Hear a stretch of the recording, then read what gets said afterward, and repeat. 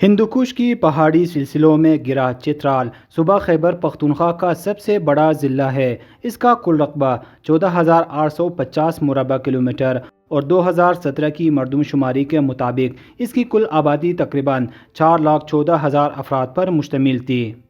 26,000 fat کی بلندی پر واقع ہونے کی وجہ سے چترال کا شمار دنیا کی بلند ترین خطوں میں کیا جاتا ہے۔ یہاں کا موسم سرد اور خشک جبکہ مانسون کی بارشیں بہت کم ہوتی ہے۔ سردیوں کے موسم میں اکثر بارشیں اور برف پڑتی ہے۔ ضلع چترال کی شمال میں افغانستان کی تنگ پٹی واخان کوریڈور چترال کو تاجکستان سے الگ کر دیتا ہے۔ اس کی مشرقی سرحدیں گلگت بلتستان سے ملتی ہے۔ جنوب میں سوات اور دیر کے اضلاع واقع ہے۔ پامیر کی پہاڑیاں جسے دنیا کا چت کہا جاتا ہے اس کے انتہائی شمال میں واقع ہے۔ دریائے چترال جسے دریائے کنڑ بھی کہا جاتا ہے چترال کے دریاؤں میں سب سے بڑا دریا ہے۔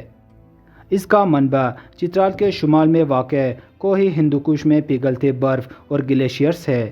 یہاں سے بہتا ہوا دریا تورکو اور موڑکو کے پانیوں کو اپنے ساتھ ملاتے ہوئے افغانستان کے صوبہ نورستان، کنر اور ننگرہار کو سیراب کرتے ہوئے جلال آباد کے قریب دریائے کابل کے ساتھ مل کر دریائے کابل بن جاتا ہے۔ دریائے چترال کی کل لمبائی تقریباً 480 کلومیٹر ہے۔ دریائے کابل افغانستان سے بہتا ہوا 700 کلومیٹر فاصلہ طے کرتا ہوا اٹک کے قریب دریائے سندھ میں مل جاتا ہے۔ چترال میں سب سے پہلے کون لوگ آباد ہوئے اس کا کوئی مصدقہ دستاویزات نہیں، البتہ 3 صدی عیسوی میں بدھ مت کے پیروکار اور کوشان سلطنت کے حکمرانوں کا اس پر قبضہ تھا۔ 4 صدی عیسوی میں چترال چینیوں کے قبضے میں چلا گیا۔ 1320 عیسوی سے لے کر 15ویں صدی عیسوی تک چترال پر رئیس حکمرانوں کی ملکیت رہی۔ اس کے بعد یہ پرنسلی اسٹیٹس میں شامل ہو گئے۔ برصغیر پاک و ہند کی تقسیم کے بعد ضلع چترال کا الحاق پاکستان کے ساتھ ہو گیا۔ 1947-48 کی پہلی کشمیر جنگ میں چترالیوں نے بڑھ چڑھ کر حصہ لیا۔ کشمیر کو ڈوگر سے آزاد کرانے کے لیے میتر مظفر الملک نے باقاعدہ جہاد کا اعلان کیا۔ چترال کئی ذاتوں اور مختلف قبائلوں کا مسکن ہے۔ قابل ذکر ذاتوں میں کوار، کالاش، واخی، تاجک، گجرز، دمالی، کرگز، پٹھان، افغان وغیرہ شامل ہے۔ بادشاہ منیر بخاری پاکستان اور افغانستان کی زبانوں کے ماہر لسانیات ہیں۔ ان کے مطابق چترال میں 17 زبانیں جبکہ ماہر لسانیات رحمت عزیز چترالی کے مطابق چترال میں 14 زبانیں بولی جاتی ہیں۔ سب سے زیادہ بولی جانے والی زبان کو قوم کی ہے۔